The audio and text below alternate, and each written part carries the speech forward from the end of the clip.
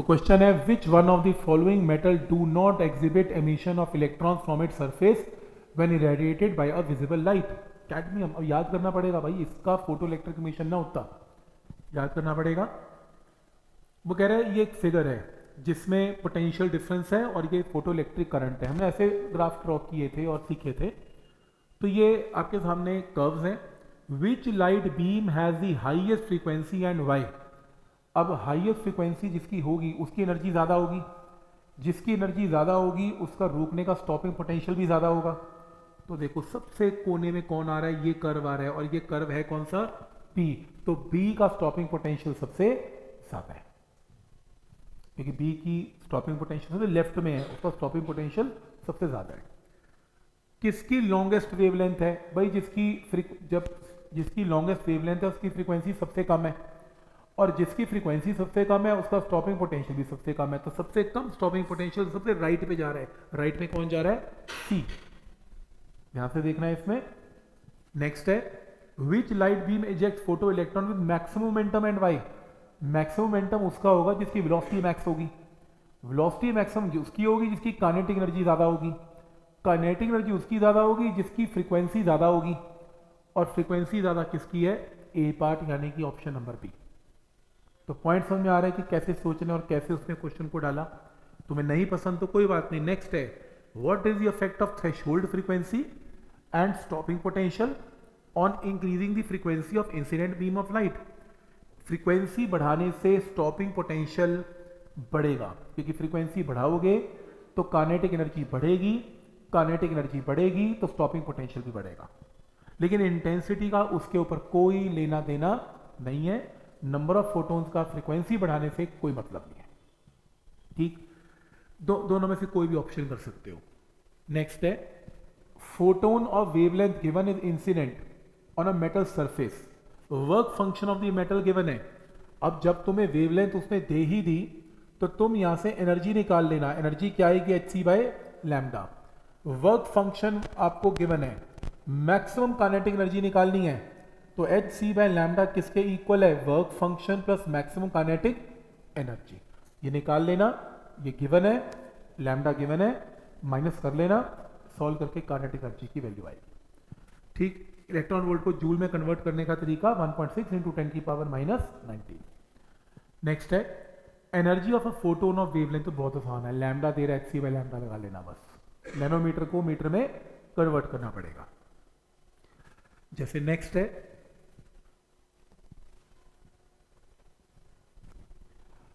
Energy of photon of wavelength lambda, hc by lambda लगा लो, energy आ गई, इजी है। Which of the following graphs correctly represent variation of particle momentum de Broglie wavelength. De Broglie की wavelength जो होती है lambda inversely proportional to P होता है मोमेंटम, h अपॉन पी। तो इनवर्सली प्रोपोर्शनल का ये ग्राफ है, तो ग्राफ नंबर डी मार्क कर देना। ठीक, नेक्स्ट है how will the D Broglie wavelength associated with an electron be affected when velocity of electron decreases. तो देखो जब वेलोसिटी डिक्रीज होगी तो डी ब्रॉगली वेवलेंथ का क्या होगा, जब वेलोसिटी घटेगी मोमेंटम भी घटेगा, और lambda inversely proportional to momentum है, मोमेंटम घटेगा तो लैम्डा बढ़ेगा। एक आंसर देखो लिखा हुआ है इसमें, वेलोसिटी अगर घटेगी तो लैम्डा बढ़ेगा। नेक्स्ट है एक्सेलरेटिंग पोटेंशियल का क्या होगा, लैम्डा का फॉर्मूला ये भी था h बाई पी, और मोमेंटम को एनर्जी की फॉर्म में ऐसे हमने लिख के देखा था। तो पोटेंशियल अगर बढ़ेगा तो लैम्डा घटेगा, तो पोटेंशियल के इनवर्सली प्रोपोर्शनल अंडर रूट के साथ है। ये नहीं पसंद तो कोई बात नहीं। How would the stopping potential for a given photo sensitive surface change. Stopping potential क्या होगा अगर frequency of incident radiation were increased.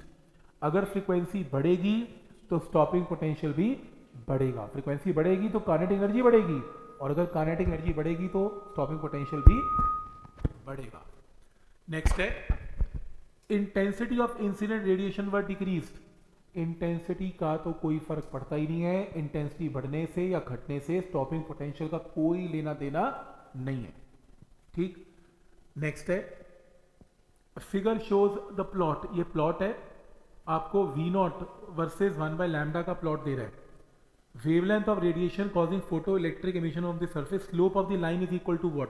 अब स्लोप होगी क्या, स्लोप होगी V naught divided by 1 by lambda, V naught 1 by lambda. तो slope क्या होगी V naught into lambda, V naught into lambda.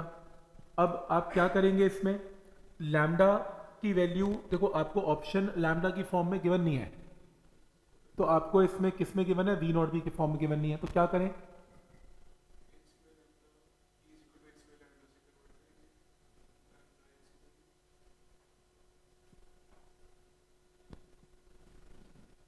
ई इसमें क्या है, इलेक्ट्रॉन होगा, इलेक्ट्रॉन होगा। चेक करना जरा इसका ग्राफ, इसकी वैल्यू कैसे आएगी यहाँ पे, ट्राई करके देखो। वी नॉट एलिमिनेट करना है, लैम्डा भी एलिमिनेट करना है।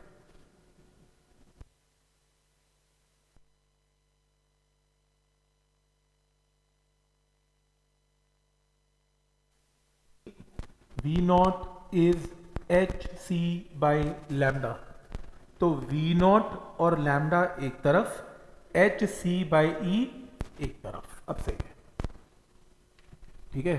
तो मतलब ठीक है, क्वेश्चन को थोड़ा मॉडिफाई करके दे दिया उसने, दिमाग कर लेना। ठीक, यहां तक क्लियर है। नेक्स्ट है E C and frequency given है, which of the following represent wavelength, तो किया हुआ है energy H C by lambda, तो lambda is equal to H C by energy. ये तो आसान क्वेश्चन है। नेक्स्ट फिर से आपको इंटेंसिटी के कर्व बता दिए, कह रहे इसकी फीचर्स बता दो। पहला फीचर, अगर आपकी इंटेंसिटी ज्यादा है तो इसका फोटो इलेक्ट्रिक करंट भी ज्यादा होगा। दूसरा फीचर, स्टॉपिंग पोटेंशियल इंटेंसिटी से कोई लेना देना नहीं है, आप इंटेंसिटी ज्यादा कम ले लो, स्टॉपिंग पोटेंशियल रिमेन सेम। तो इसके दो फीचर बता दो, बात खत्म।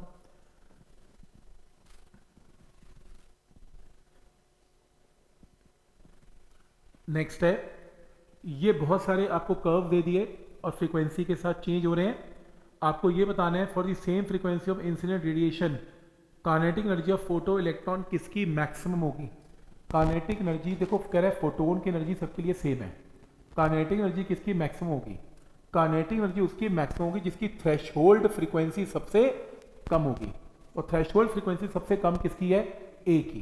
तो ए की कम है तो आपकी काइनेटिक एनर्जी ए की सबसे ज्यादा है। नेक्स्ट है, right Einstein photo electric equation, सही है। How did Millikan prove the validity of this equation, ये तुमने किया ही नहीं, हमने तो मिलिकन का एक ही एक्सपेरिमेंट किया, मिलिकन ऑयल ड्रॉप एक्सपेरिमेंट, ये मत लिख देना। फोटो इलेक्ट्रिक कमीशन में उसका क्या कंट्रीब्यूशन था, क्या ढूंढ के लाया क्वेश्चन 2024 में, तो अखबार में तो अपने आप ही आना था कि पेपर टफ लग रहा है। तो मिलिकन ने जो कर्व बनाया था ना, प्लैंक्स कांस्टेंट और फ्रीक्वेंसी का जो ग्राफ बनाया था, वो सोडियम के लिए एक्सपेरिमेंट किया था, और उसने वैलिडिटी की थी कि ये आइंस्टाइन ने जो बताया बिल्कुल सही बताया, याद कर लो इसे। प्लैंक्स कांस्टेंट, मिलिकन ने क्या किया था, वैलिडिटी ऑफ इस इक्वेशन को कैसे किया था, प्लैंक्स कांस्टेंट की वैल्यू निकाली थी कर्व बना के, हमने भी किया था ना, फ्रीक्वेंसी वर्सेस वी नॉट का कर्व, और स्लोप आई थी एच बाई ई। इसने किया था सेम एक्सपेरिमेंट सोडियम के लिए, तो ये याद रखना, तो कहां से ढूंढ के लाया, सही है।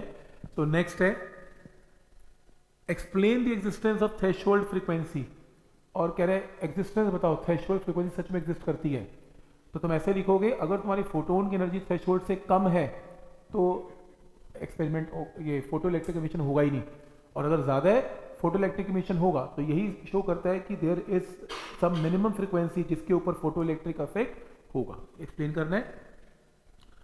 फोटो सेंसिटिव सरफेस का वर्क फंक्शन गिवन है, वेवलेंथ गिवन है, थ्रेशोल्ड निकालो। जब तुम्हें वर्क फंक्शन दे रहे हैं, यहां से H C by lambda naught से थ्रेशोल्ड वेवलेंथ की वैल्यू आ जाएगी, तो ये हमने किया होगा, वर्क फंक्शन से तो थ्रेशोल्ड फ्रीक्वेंसी और थ्रेशोल्ड वेवलेंथ आई जाती है। एनर्जी निकालो फोटोन की, जब तुम्हारे पास वर्क फंक्शन है, तुम्हारे पास फोटोन की वेवलेंथ है, तो फोटोन की एनर्जी क्या होगी, एच सी बाई लैम्डा। फिर क्या निकालना है, मैक्सिमम काइनेटिक एनर्जी निकालो। तुम इस वेवलेंथ से एच सी बाई लैम्डा से फोटोन की एनर्जी निकाल लोगे, तुम्हारे पास वर्क फंक्शन है, तुम दोनों को माइनस करके मैक्सिमम काइनेटिक एनर्जी निकाल सकते हो। तो आइंस्टाइन की इक्वेशन पे एक न्यूमेरिकल तो पक्का ही आ रहा है। Threshold frequency of a metal new not given है, बीम की फ्रीक्वेंसी न्यू भी गिवन है, वर्क फंक्शन निकालो। तो न्यू नॉट गिवन है, एच न्यू नॉट से वर्क फंक्शन आएगा, मैक्सिमम स्पीड निकालो, सेम क्वेश्चन है, वर्क फंक्शन यहां से आएगा, एच न्यू से फोटोन की एनर्जी आएगी, फोटोन की एनर्जी में से वर्क फंक्शन माइनस करेंगे तो आपके पास क्या आएगा, काइनेटिक एनर्जी की वैल्यू आएगी। Kinetic energy is half M V square, वहां से मैक्सिमम स्पीड वी आएगी। तो स्टेप समझ में आ रहा है यहां तक कि ये कैसे रूल लग रहे हैं इसमें।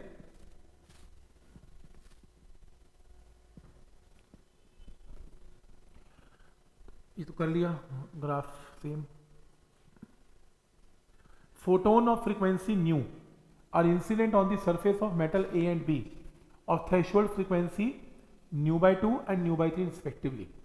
कह रहे फोटोन की फ्रीक्वेंसी तो न्यू है पर थ्रेशोल्ड फ्रीक्वेंसी दो मेटल्स की न्यू बाई 2 न्यू बाई 3 है। Ratio of maximum kinetic energy बताओ क्या होगी।